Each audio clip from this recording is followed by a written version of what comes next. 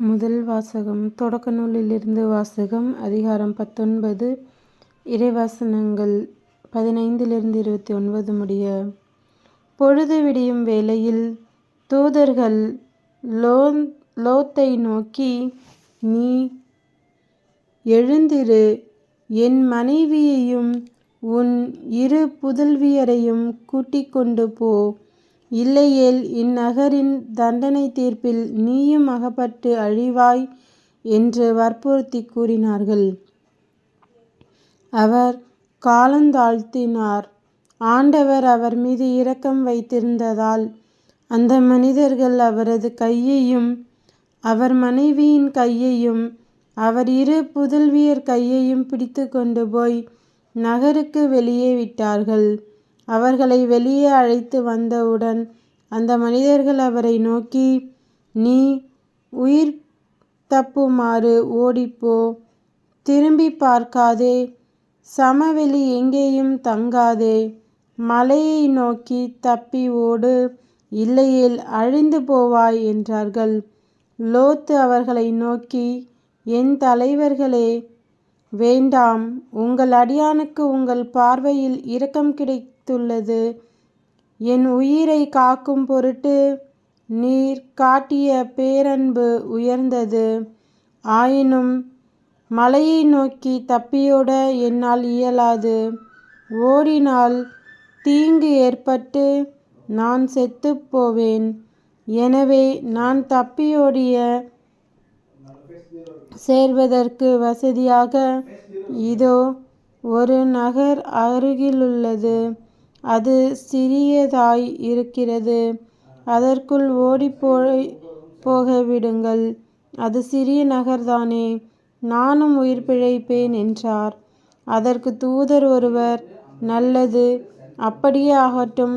இக்காரியத்திலும் உனக்கு கருணை காட்டியுள்ளேன். நீ கேட்டபடி அந்நகரை நான் அழிக்க மாட்டேன். நீ அங்கு விரைந்தோடி தப்பிக்கொள். நீ அங்கு சென்று சேருமட்டும் என்னால் ஒன்றும் செய்ய இயலாது என்றார். இதனால் அந்த நகருக்கு சோவார் என்னும் பெயர் வழங்கிற்று. லோத்து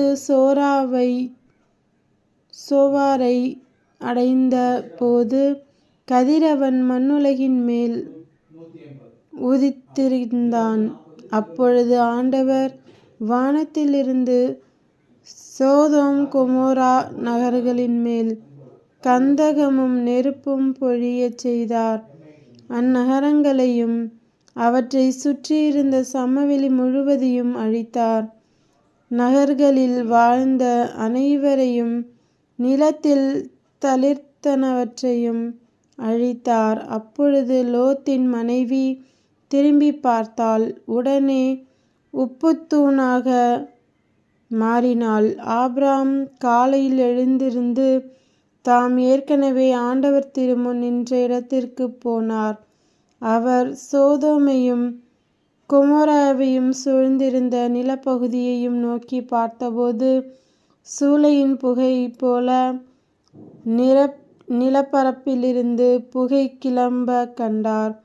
கடவுள் சமவெளி நகர்களை அழித்தபோது ஆபிரகாமை நினைவு கூர்ந்தார். எனவே லோத்து குடியிருந்த நகர்களை அழித்தபோது கடவுள் அவரை காப்பாற்றினார்.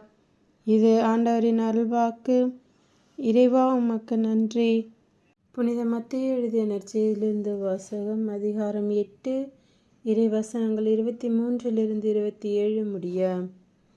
பின்பு இயேசு படகில் ஏறவே அவருடைய சீடர்களும் அவரோடு ஏறினார்கள். திடீரென கடலில் பெருங்கொந்தளிப்பு ஏற்பட்டது. படகு மேல் அலைகள் எழுந்தன. ஆனால் இயேசு தூங்கிக் கொண்டிருந்தார். சீடர்கள் அவரிடம் வந்து, ஆண்டவரே, காப்பாற்றும், சாகப்போகிறோம் என்று சொல்லி அவரை எழுப்பினார்கள். இயேசு அவர்களை நோக்கி, நம்பிக்கை குன்றியவர்களே, ஏன் அஞ்சுகிறீர்கள் என்று கேட்டு எழுந்து காற்றையும் கடலையும் கடிந்து கொண்டார். உடனே மிகுந்த அமைதி உண்டாயிற்று.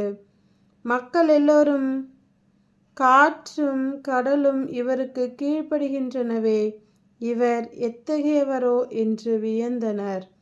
இது கிறிஸ்துவின் நற்செய்தி. கிறிஸ்துவே உமக்கு புகழ்.